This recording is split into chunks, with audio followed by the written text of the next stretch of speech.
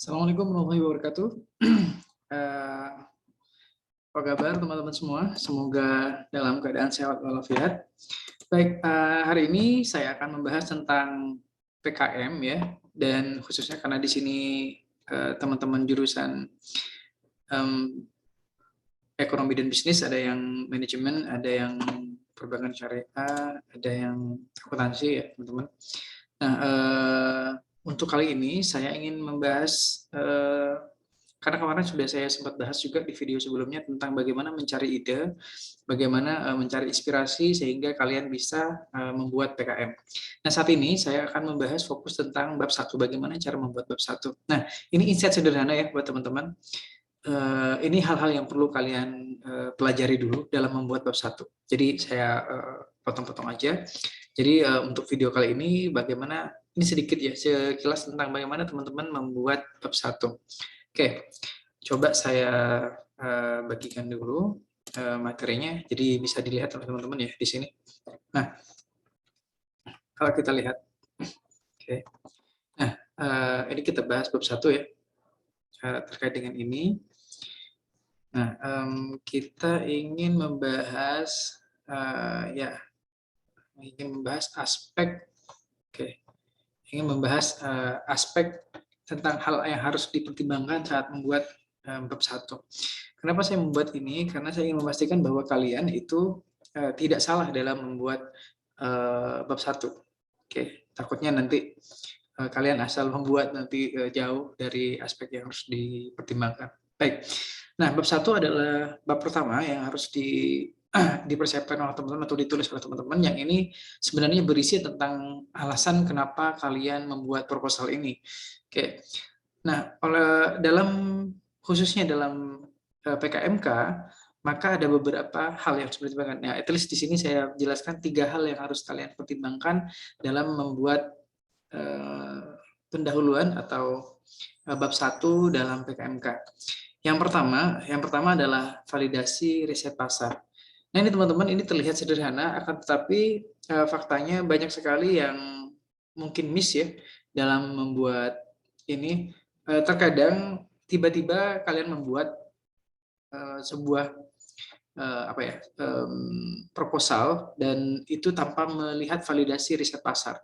Nah, bisa jadi kadang itu berdasarkan diri sendiri. Oh, kayaknya enak ya bikin ini ya. Kayaknya asik ya kalau bikin ini. Kayaknya. Nah, dan itu subjektif. Padahal kalau kita membuat bisnis, lebih baik kita, atau memang dianjurkan ya, untuk membuat bisnis berdasarkan hasil riset, baik itu survei bisnis ataupun riset pasar lah istilahnya ya. Jadi kita memastikan dalam membuat judul ataupun nanti isu yang akan diangkat itu kita berdasarkan dari validasi riset pasar. Nah, kita riset dulu. Misalnya sekarang kan gampang, bisa pakai Google Form misalkan. Nah, disebarkan kuesioner itu ke teman-teman. Nah, untuk menggali permasalahan apa yang bisa kalian selesaikan atau bisnis apa yang bisa kalian kembangkan. Oke, jadi pertama teman-teman, itu yang harus kalian pertimbangkan. Jadi kalian berdasarkan ya, membuat produk itu berdasarkan hasil dari riset pasar. Nah, kalau memungkinkan memang yang paling baik kalian membuat riset pasar sendiri, akan tetapi jika memang mungkin belum ada waktu untuk membuat riset pasar secara pribadi, maka kalian bisa menggunakan hasil riset pasar dari lembaga riset ya, yang sudah ada, yang bisa dijadikan referensi buat kalian untuk membuat proposal itu. Artinya topik itu tidak ujuk-ujuk muncul ya, tidak tiba-tiba muncul tipe oh ini ya berdasarkan kesukaan kalian saja atau persepsi kalian saja secara pribadi. Jadi harus objektif, artinya karena ini bisnis ya, dan orang yang menjadi konsumen adalah banyak orang, maka tentu semakin banyak responden yang ikut dalam riset pasar kamu, itu akan memberikan apa ya, feedback yang lebih komprehensif. Nah, oleh karena itu maka di bab 1 harus kalian membuat riset pasar, baik itu riset pasar kalian sendiri atau riset pasar yang sudah ada, yang bisa, yang trusted ya, yang bisa dipercaya, yang reliable, yang bisa digunakan sebagai dasar kenapa kalian membuat keputusan untuk membuat riset itu ya, membuat kalian proposal ini. Misalkan contoh membuat bisnis makanan kekinian misalkan, nah itu kenapa? Nah, itu harus ada risetnya yang menunjukkan atau support ide kalian, sehingga nanti, karena ini kan dikolombakan ya PKM, sehingga nanti juri atau pihak yang menjadi penilai ya, maka melihat kalian bahwa tidak sembarangan, artinya kalian berdasarkan riset gitu, tidak hanya subjektivitas, sehingga tingkat nanti lakunya produk itu semakin tinggi. Nah, next adalah segmenting atau STP ya, segmenting, targeting, sama positioning. Nah, segmen kalian siapa? Oke, apakah menengah ke atas, apakah mahasiswa, apakah middle income istilahnya ya, jadi orang yang pendapatannya menengah, atau jadi anggaplah kayak piramida lah ya, istilahnya seperti piramida. Apakah kalian anggap piramida bagian atas, bagian tengah, atau bagian bawah? Nah, tentu kalau bagian atas mungkin akan mahal, tetapi tentu kualitasnya sangat tinggi.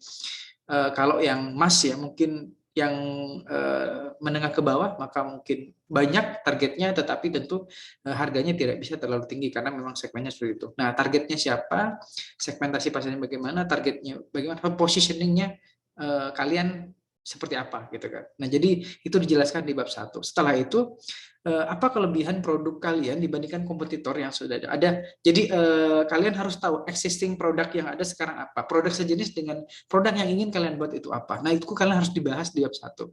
Dan kenapa orang lain harus beralih ke produk kalian. Jadi kalau saya pernah dengerin Elon Musk bilang, pendiri CEO-nya Tesla dan juga SpaceX ini ya, Neuralink juga. Nah, itu bilang bahwa kalau membuat sebuah produk itu harusnya tidak sedikit lebih baik, tapi sangat jauh-jauh lebih baik, karena kita harus memiliki konsumen harus punya alasan kuat untuk pindah dari untuk pindah dari produk lama yang sudah dia pakai ke produk baru yang mungkin lebih menjanjikan. Oke, jadi ingat ya teman-teman, ada minimal tiga aspek ini harus ada dalam bab 1 kalian, yaitu validasi riset pasar, segmentasi, segmenting ya, targeting, sama positioningnya ini kalian tentukan. Terus kelebihan produk kalian dibandingkan dengan kompetitor itu apa. Nah, tentu tiga aspek ini paling tidak akan membuat produk yang kalian akan buat atau kalian ajukan di proposalnya itu menjadi produk yang layak untuk nanti diteruskan setelah dapat dana, maka diimplementasikan. Baik, saya kira sementara itu untuk bab 1 ya. Nanti jika masih kurang jelas, saya akan lanjutkan di video berikutnya. Saya tunggu teman-teman hasil dari minimal bab 1 kalian. Oke, jadi nanti saya cek, kalau bisa lanjut sampai bab akhir. Nanti kalau ada yang kurang-kurang akan saya feedback. Sampai jumpa di video saya selanjutnya, dan selamat belajar. Assalamualaikum warahmatullahi wabarakatuh.